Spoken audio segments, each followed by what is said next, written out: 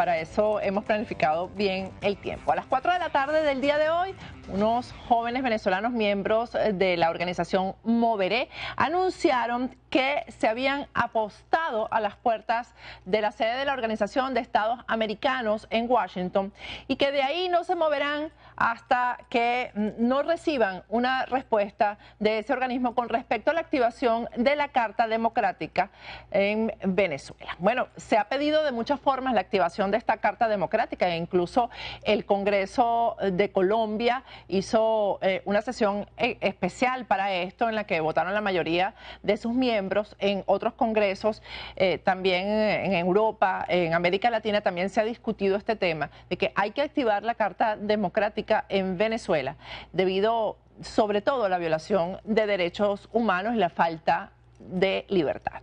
Tenemos vía Skype a una de estas jóvenes, es Yosmir Gutiérrez. Ya Yosmir estuvo antes frente a la sede de la Organización de las Naciones Unidas y esa huelga de hambre que estuvo aproximadamente 7 días sí dio sus buenos resultados porque la Organización de las Naciones Unidas, los voceros de la ONU se comprometieron a discutir en Ginebra precisamente entre hoy y mañana el tema de la violación a los derechos humanos en Venezuela. Antes de conversar con Yosmir, vamos a ver primero el trabajo que nuestros aliados La Voz de América hicieron sobre este tema, porque ese debate que se está dando en el que se incluye el tema de Venezuela, de la violación a los derechos humanos en Venezuela, mucho tiene que ver con la huelga de hambre que este grupo de jóvenes de Moveré hizo frente a la Organización de las Naciones Unidas en Nueva York. Vamos a ver primero el trabajo de voz antes de conversar con Yosmir. Durante 2 días consecutivos de sesión, el Comité de Derechos Humanos de Naciones Unidas evaluará el cumplimiento del Estado venezolano del Pacto de Derechos Civiles y Políticos. En tal sentido, el integrante del comité, Víctor Rodríguez Recia, asegura que la institución está sumamente preocupada por la gran cantidad de denuncias y la puesta en marcha de múltiples leyes excepcionales. Nos preocupa la cantidad de leyes habilitantes que le delegan al Poder Ejecutivo la emisión de decretos, leyes que emiten específicamente conductas delictivas. A este respecto, la fiscal general de la República, Luisa Ortega Díaz, en defensa del gobierno, precisó que para garantizar el derecho a la vida se ha concebido la seguridad ciudadana como un tema prioritario para lograr la protección de las personas.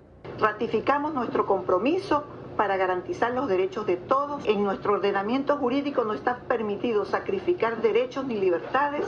En referencia a lo expuesto, el dirigente político opositor Luis Velázquez, en diálogo con La Voz de América, asegura que el gobierno del presidente Nicolás Maduro ha procesado a más de 3.000 venezolanos por protestar, lo cual demuestra una sistemática violación de los derechos humanos de los ciudadanos. Tenemos decenas de venezolanos denominados como presos políticos, donde su único delito ha sido hacer su planteamiento en oposición a este régimen. Desde Caracas, Venezuela, para La Voz de América, Álvaro Algarra.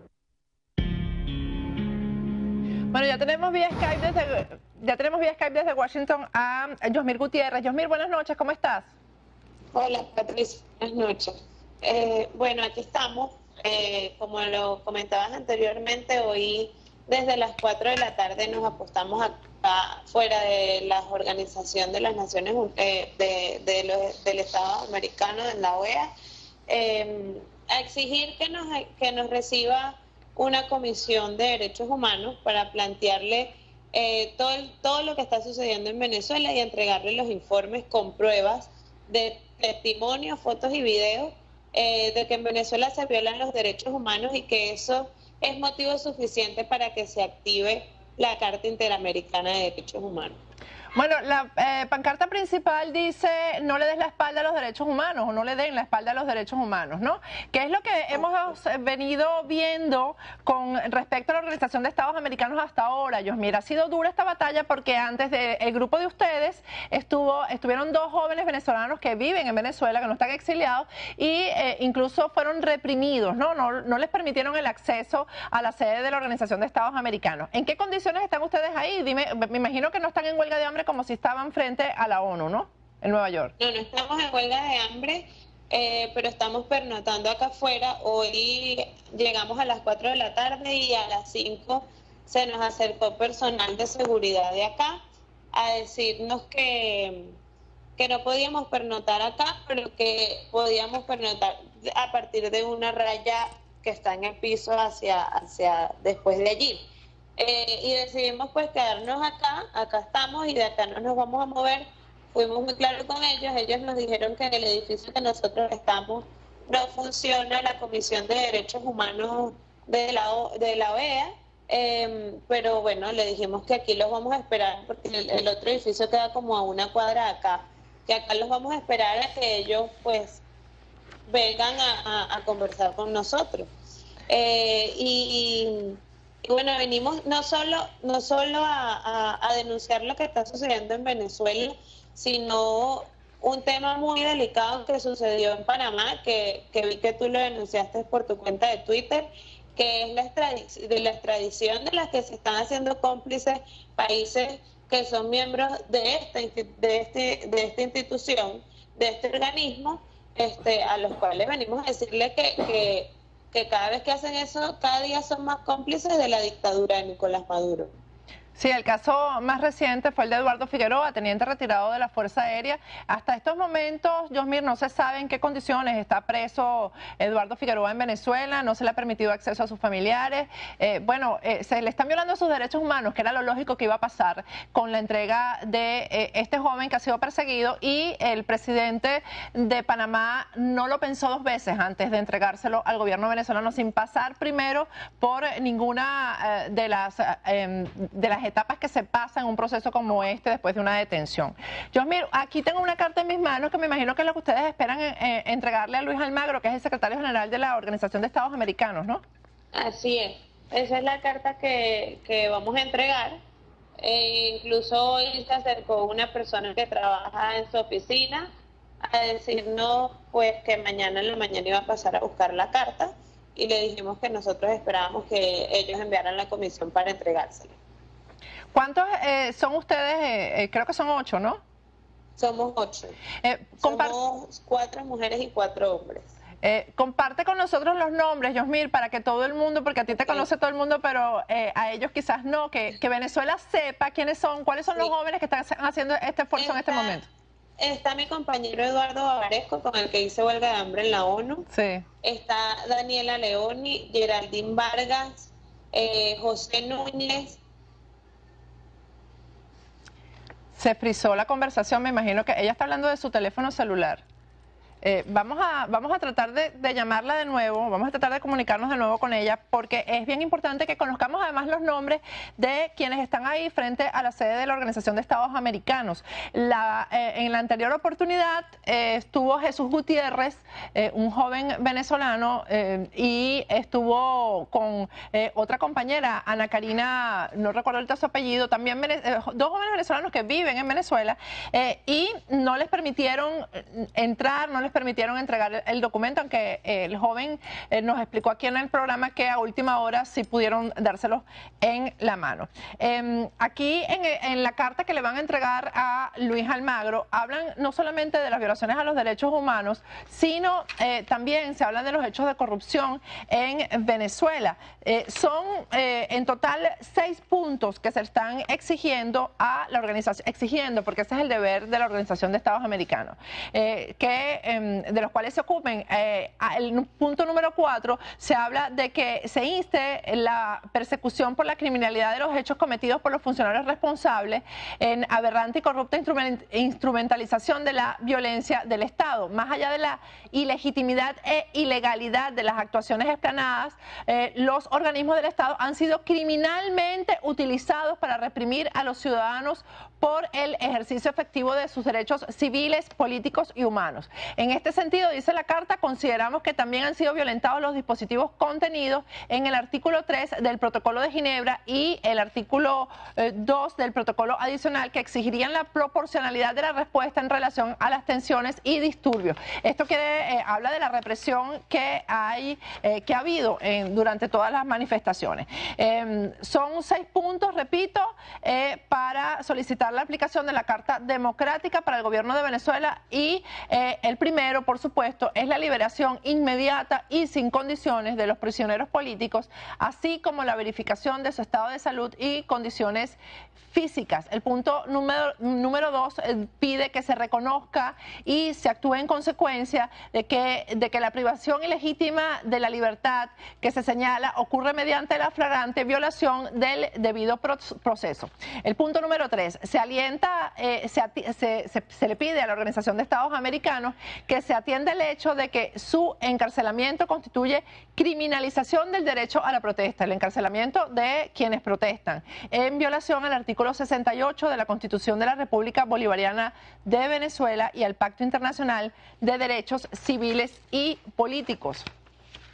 El punto número 5 pide que se inste a los países miembros a establecer posiciones con respecto a la amenaza que representa la actual situación de Venezuela para el hemisferio, no solo a la democracia, sino a la paz de la región, y en consecuencia se invoque a los miembros a asumir posiciones de solidaridad con el gentilicio venezolano. Y el punto número 6 pide que se activen los dispositivos necesarios para que cesen las políticas gubernamentales encaminadas a la destrucción de los derechos y libertades económicas reconocidos en esta carta y en el Pacto Internacional de Derechos Económicos, Sociales y Culturales. Bueno, la firman, yo voy a nombrar, me imagino que no hemos logrado nuevamente la comunicación con Yosmir Gutiérrez, pero quienes se encuentran frente a la sede de la OEA, entre ellos están Yosmir Gutiérrez, Kennedy Bolívar, creo que llegará mañana, Geraldine Vargas, Daniela Sofía Leoni, José Alejandro Núñez, Francisco Parpacén, Jerico Baute, Eduardo Bavaresco,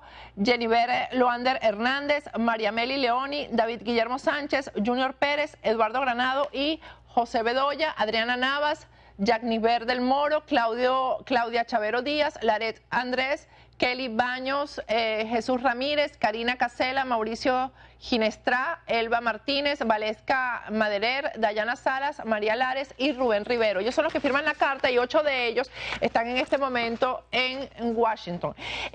Así como hicimos con la huelga que ellos tenían en Nueva York frente a la sede de la Organización de las Naciones Unidas, vamos a pedirles a los venezolanos y a todos los latinoamericanos que entiendan la grave crisis por la cual está atravesando el pueblo venezolano que se acerquen a donde se encuentran estos jóvenes, van a pernoctar, van a pasar la noche en la calle, ahí frente a la sede de la Organización de Estados Americanos, así que acérquense, sean solidarios y acompáñenlos porque no es fácil la noche en plena calle, están en la capital de los Estados Unidos, en Washington. Vamos a ir a un corte, al regreso vamos a hablar de las elecciones internas del Partido Socialista Unido de Venezuela que se efectuaron ayer y también vamos a tocar el tema de las elecciones en general, cómo favorecen o perjudican una elección transparente, lo que ocurrió ayer en Venezuela. Regresa Gabriel Reyes, analista, va a estar con nosotros vía Skype desde Venezuela. Ya regresamos.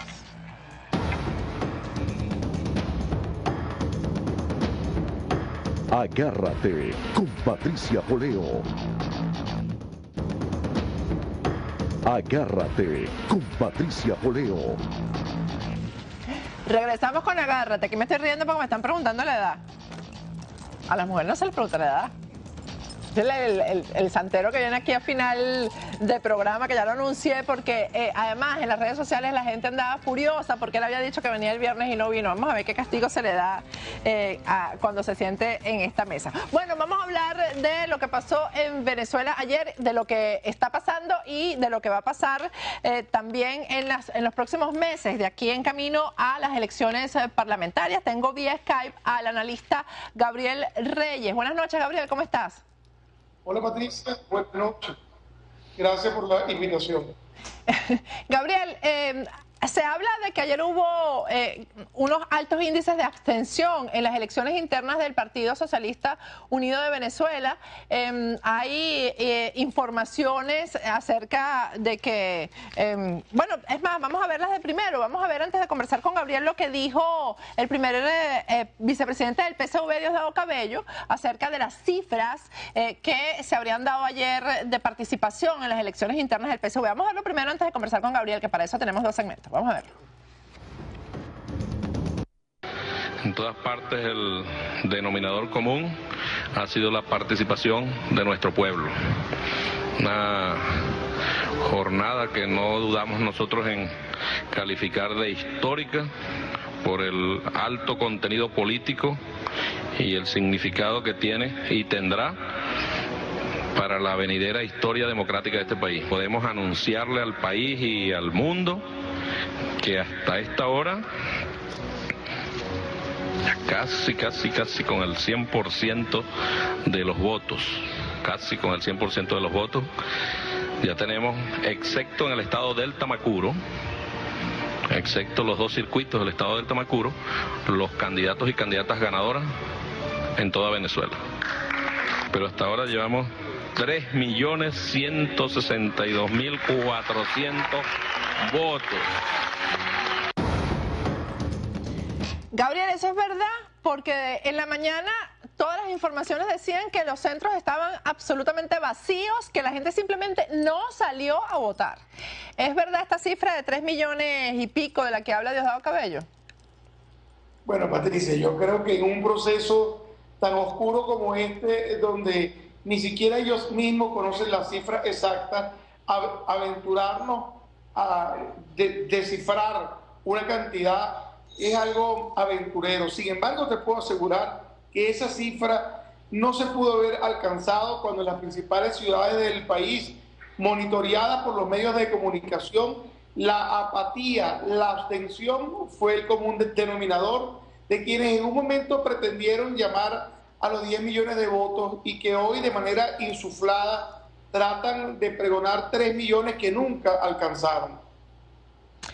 Para nuestra audiencia que no es venezolana, pero que le interesa muchísimo el tema, ¿estas elecciones son abiertas?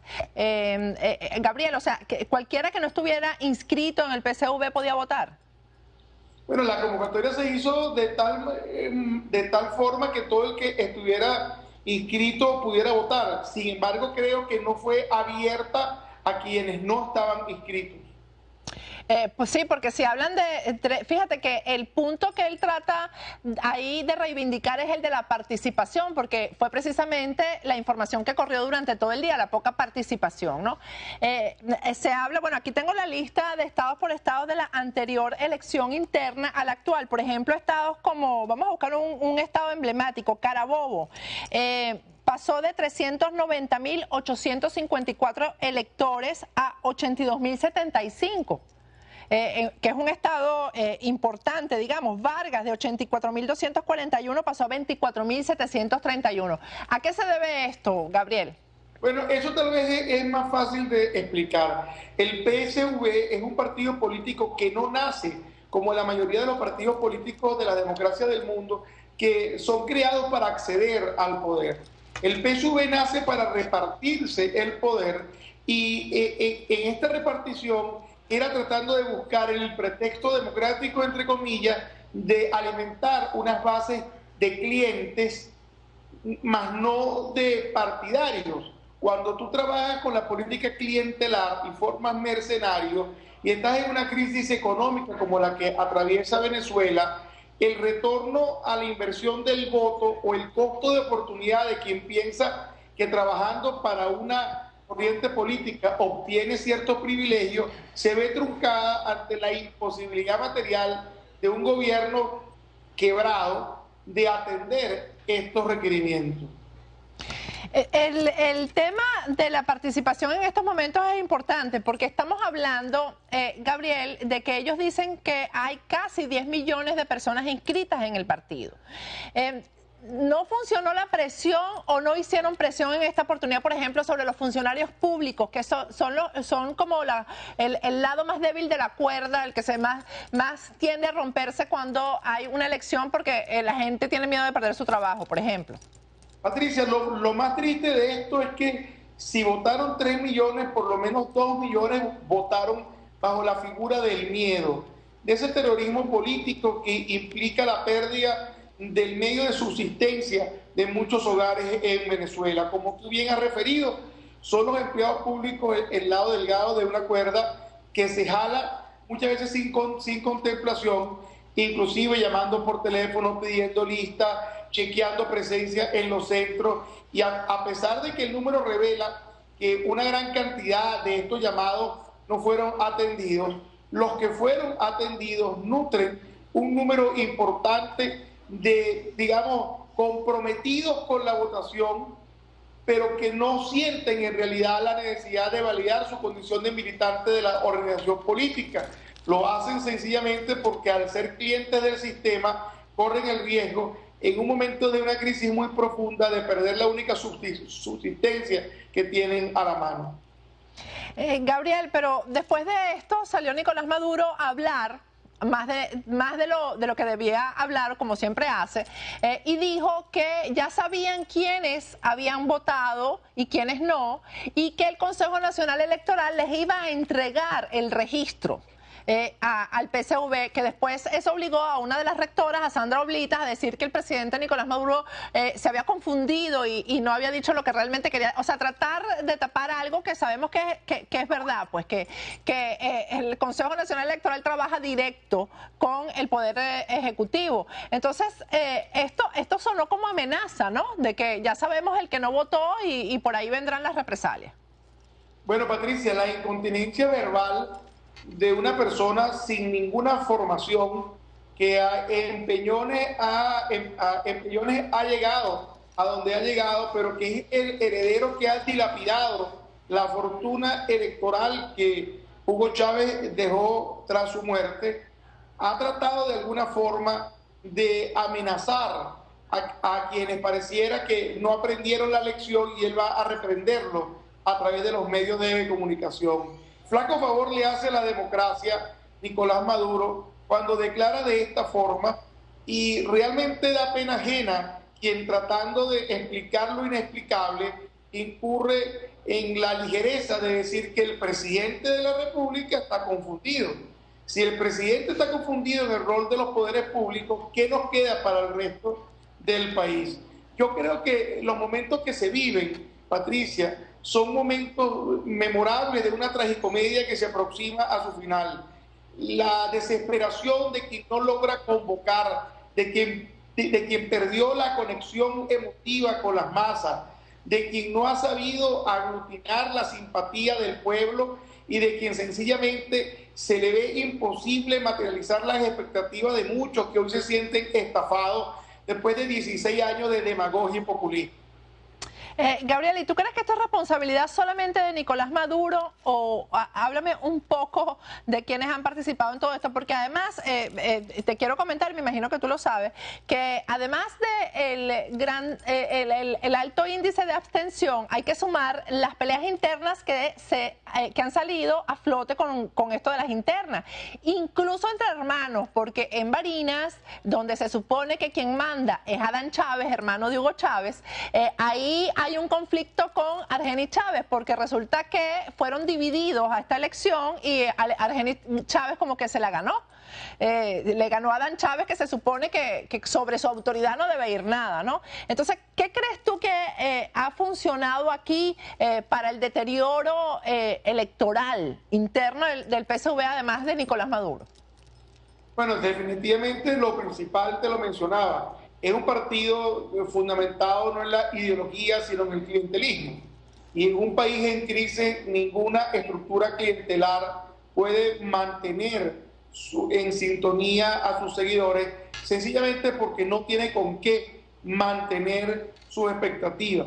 Ahora bien, lo que mencionas en Barinas forma parte del voto castigo, que indudablemente hubiera sucedido algo similar en cualquier otro estado donde se enfrentaran las corrientes que han dirigido los destinos de cada región. El PSV es una colcha de retazos. Una vez desaparecido Hugo Chávez, no existe un liderazgo claro, no existe una línea política. La ausencia de ideología firme que caracterizó al PSV desde sus comienzos y que arrastró Hugo Chávez hasta su muerte. Recordemos que él comenzó hablando de la tercera vía de Tony Blair, terminó diciendo que era marxista, maoísta, comunista y cualquierista, y al final resulta que él creó un nuevo producto que Heinz Dietrich llamó el socialismo del siglo XXI, el mismo Heinz Dietrich que hoy le da meses de vida al Frankenstein que él mismo creó, porque precisamente no puede mantenerse una estructura política carente de proteína, de estructura ideológica, y definitivamente el PSV no es un partido político, es una organización política que busca perpetuar en el poder, disfrazado de democracia, a un grupo de autócratas que han venido manejando este país. Si revisamos la lista de los diputados, te encontrarás algo muy curioso. Eso me lo dices al regreso, Gabriel. Gabriel, al regreso me hablas de eso, de esos resultados y de los resultados a dedo también, ¿no? Pero también del lado de la oposición hay resultados a dedo. Es decir, candidatos que fueron escogidos en el cogollo. Al regreso vamos a continuar hablando de eso y también del tema económico en Venezuela y cómo se ven las cosas para las parlamentarias. Ya regresamos con Gabriel Reyes desde Venezuela.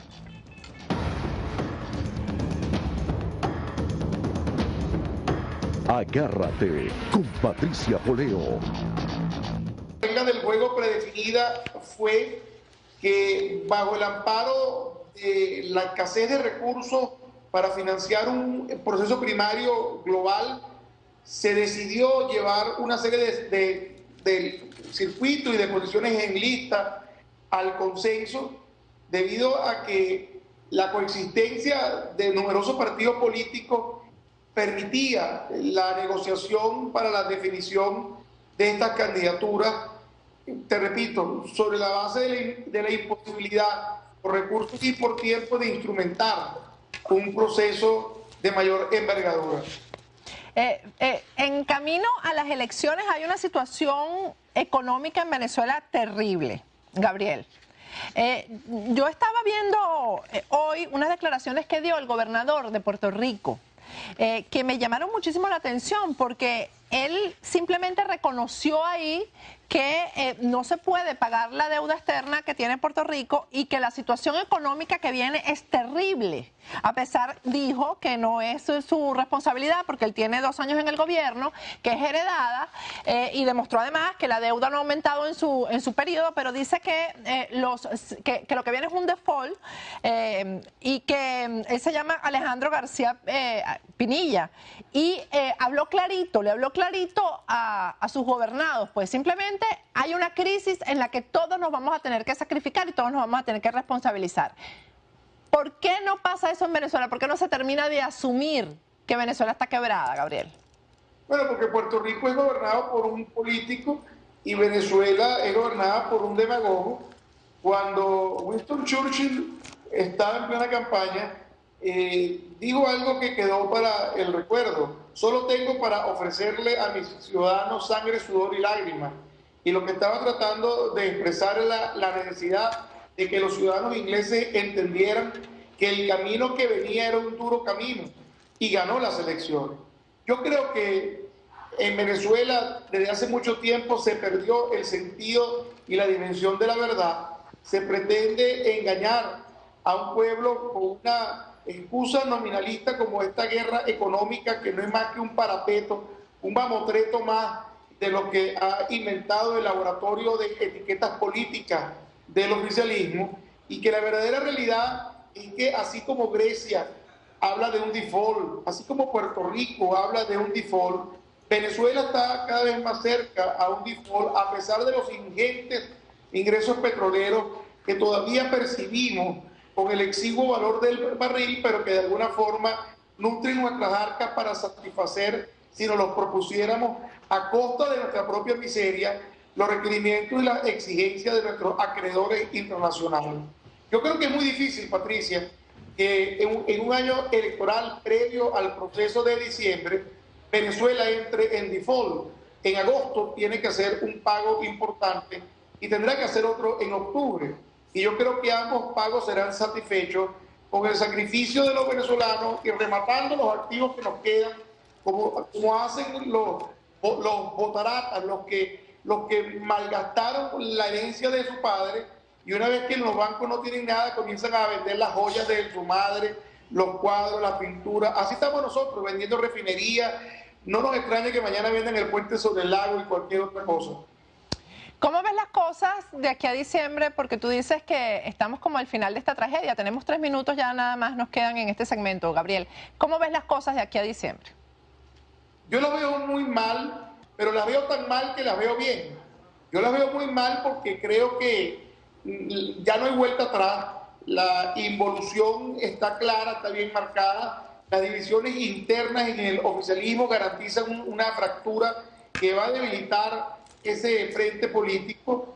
Me preocupa un poco que todavía la unidad en la oposición tal vez suena un poco retórica, pero en la práctica pareciera que no asume en concreto posiciones y tareas que debería asumir. Creo que Nicolás Maduro mañana va a anunciar de una forma altisonante algún llamado al patrioterismo, a ese nacionalismo vacío que obliga a quienes se sienten perdidos en los procesos electorales a que el país levante bandera alrededor de una causa perdida por definición por el descuido mismo de los últimos 16 años de gobierno, y me refiero al caso de Guyana.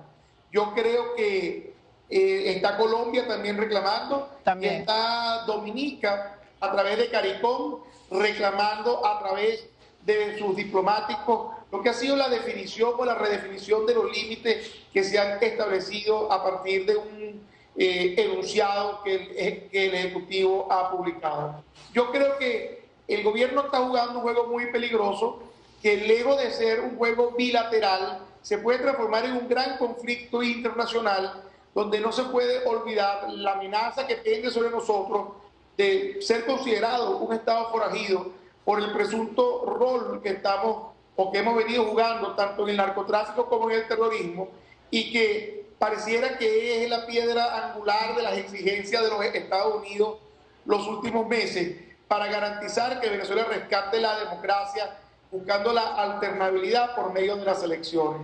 Yo creo que esto es un futuro que desde el punto de vista político es muy negro, desde el punto de vista económico, por supuesto, es más negro. El país no produce nada, las importaciones no llegan porque no hay dólares, no hay mecanismos para garantizar transparencia en la asignación de los dólares.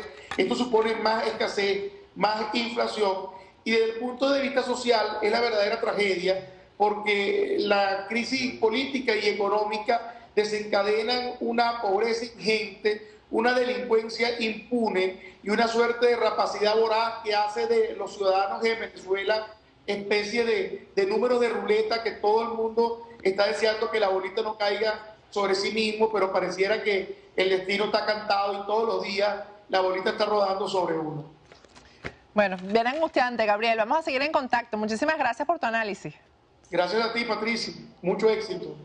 Bueno, lo escucharon ustedes, Gabriel Reyes. Vamos a ir a un corte, al regreso vamos a conversar con Carlos Valdés. Carlos Valdés es santero, ustedes lo vieron aquí el jueves, que estuvo explicando lo que podría estar haciendo el gobierno de Nicolás Maduro con la figura de Pedro Camejo, el negro primero, un héroe venezolano. Vamos a hablar de eso con Carlos Valdés al regreso.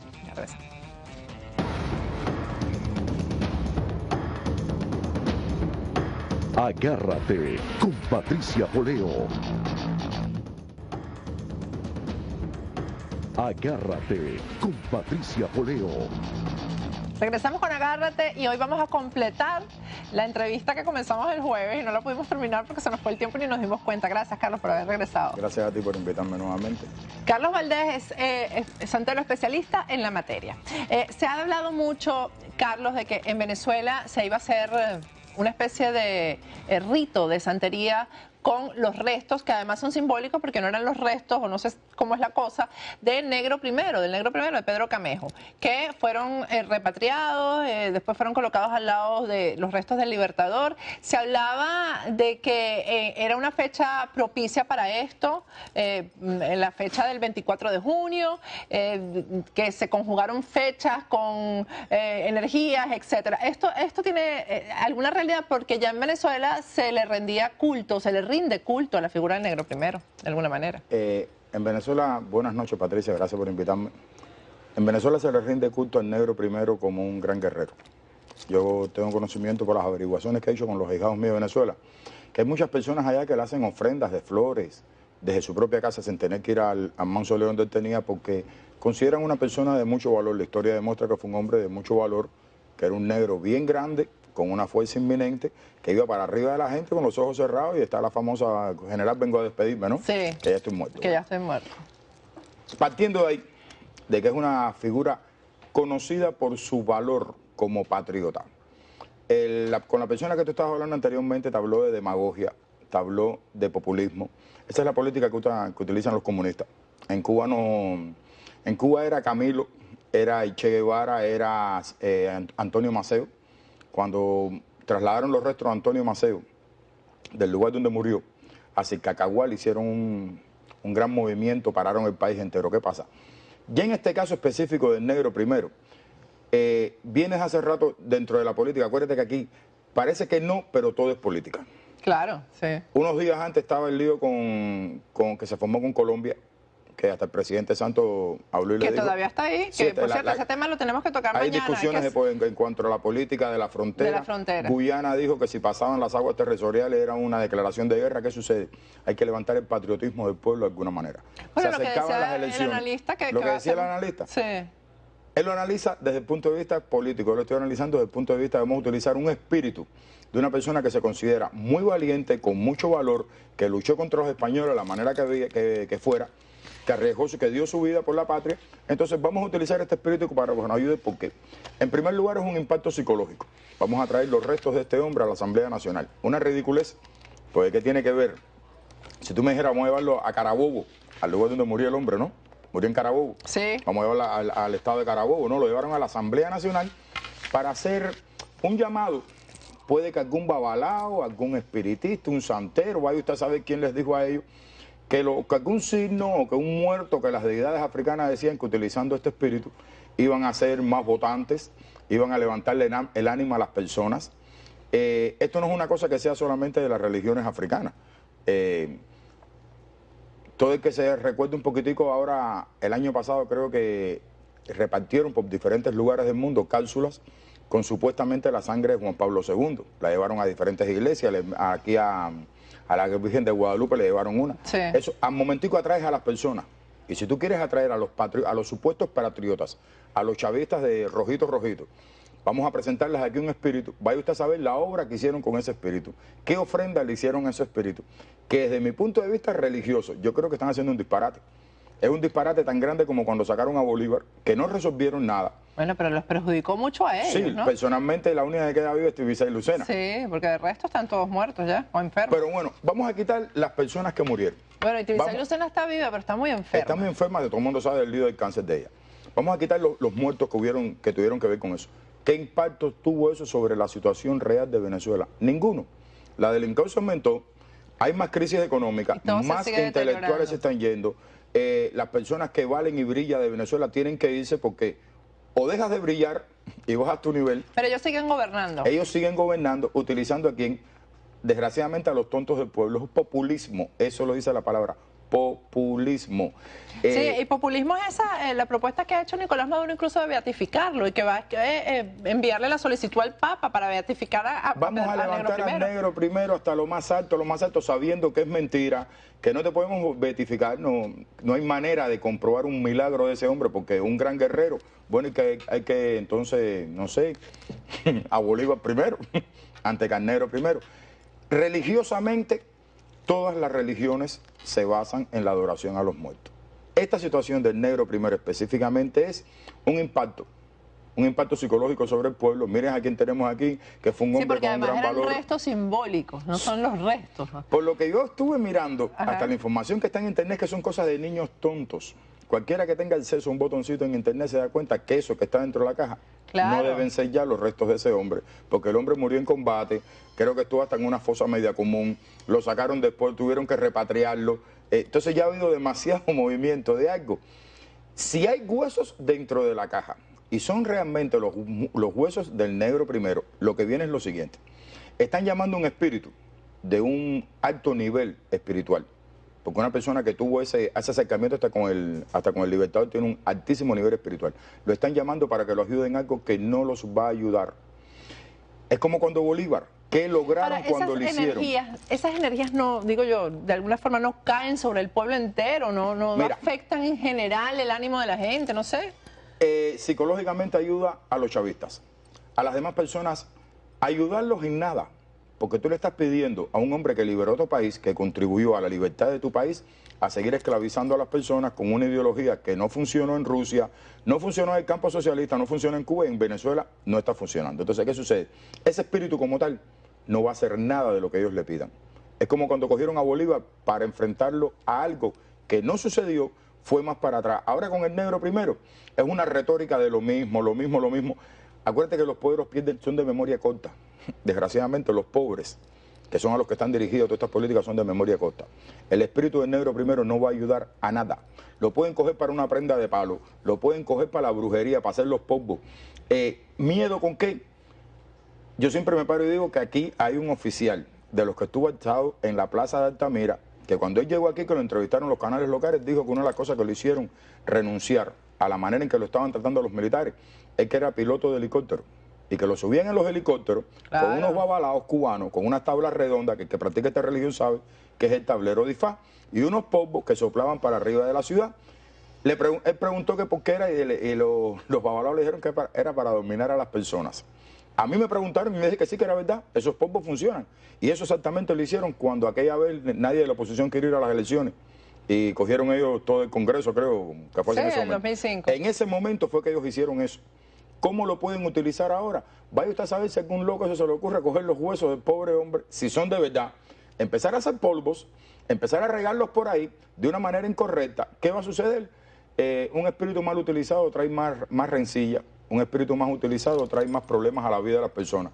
Si lo utilizan de manera masiva, ya el disparate está creciendo de una manera excitante. Carlos, no quiero que se termine el programa sin preguntarte el tema de la religión en Cuba, porque la mayoría de los cubanos profesan es la santería, El 80% somos santeros. Pero ahora... Santeros no, fíjate. Ajá. El 80% practica la cultura africana de una manera o de otra.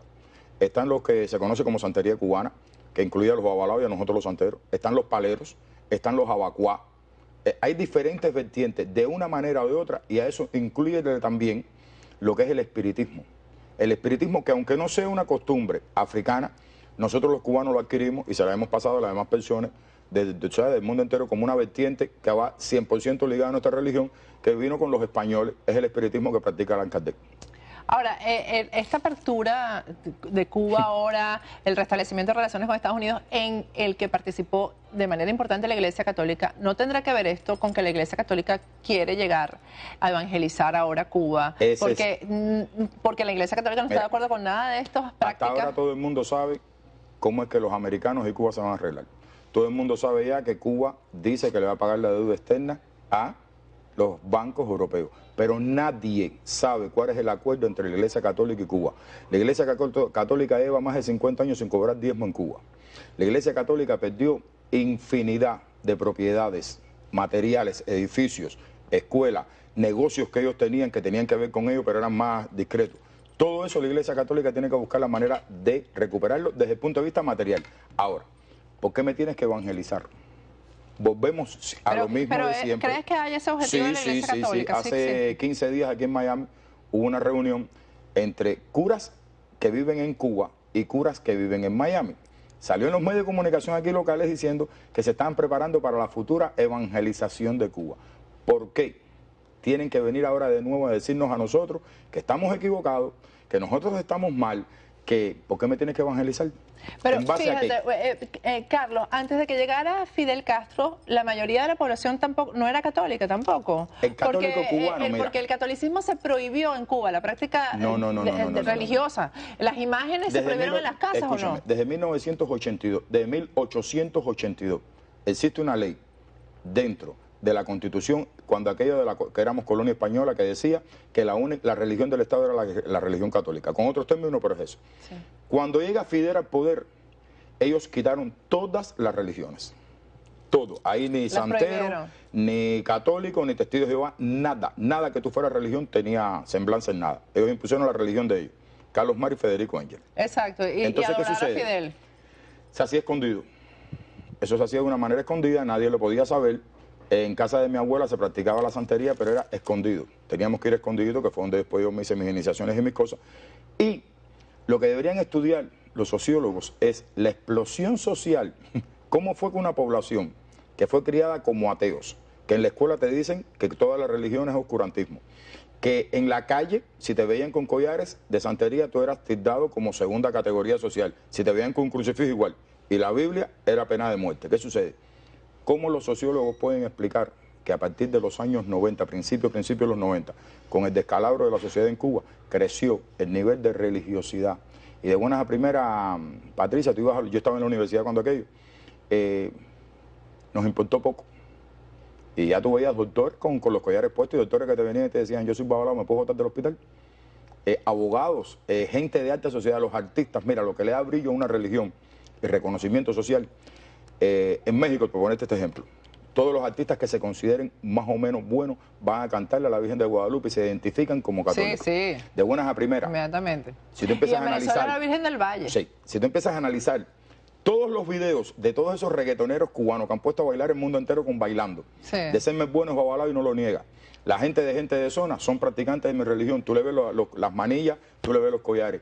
En las grandes ligas, ¿qué pelotero cubano quiere que te diga que no practica esto? Y lo hacen abiertamente. O sea que, en conclusión, le va a hacer cuesta arriba a la Iglesia Católica la evangelización. Le va a hacer cuesta arriba o volver a lo mismo. El católico cubano es el católico más raro del mundo. El católico cubano le pone manzana a Santa Bárbara Bendita, que es una cosa de nosotros santeros. Le pone platico con mierda abeja la caridad del cobre. Sí. A San Lázaro le pone... Pero hay un sincretismo entre las dos religiones. El sincretismo fue lo siguiente, mira. Por necesidad de nosotros sobrevivir, los ancestros míos de sobrevivir, ligado con el beneficio, el beneplácito de la iglesia porque ganaban dinero, se creó los cabildos. Al crear los cabildos fue a los negros libertos vamos a tenerlos organizados, pero el cabildo siempre quedaba pegado a la iglesia. No existe en Cuba ningún cabildo con nombre africano. Los cabildos eran Santa Bárbara, la Virgen de Regla, ¿Qué pasa? Yo te voy a permitir que tú hagas lo tuyo siempre y cuando tú me pongas una imagen católica. Es decir, que ni los curas son católicos reales, ni los católicos son católicos reales. Hay una canción cubana que dice... la gente te dice que no creen en nada y van a consultarse por la madrugada. Eso es así. Te puedes parar. ¿Cuántos ejemplos tú quieres que te ponga de curas consagrados como curas, que se pasaban a hacer? Que se consultan con santeros. No, que son practicantes con iniciaciones hechas. Y no lo negaban. Iban a los tambores, en la zona de Párraga, en la zona de Luyanó.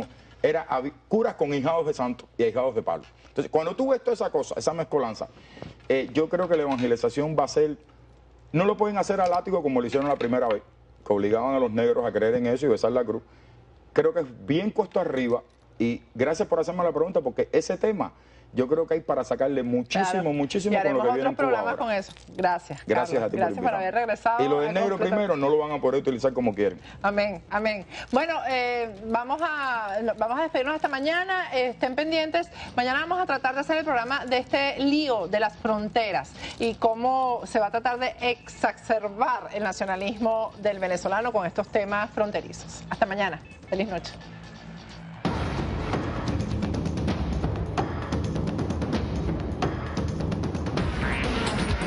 Patricia Poleo en Agárrate, opinión estremecedora.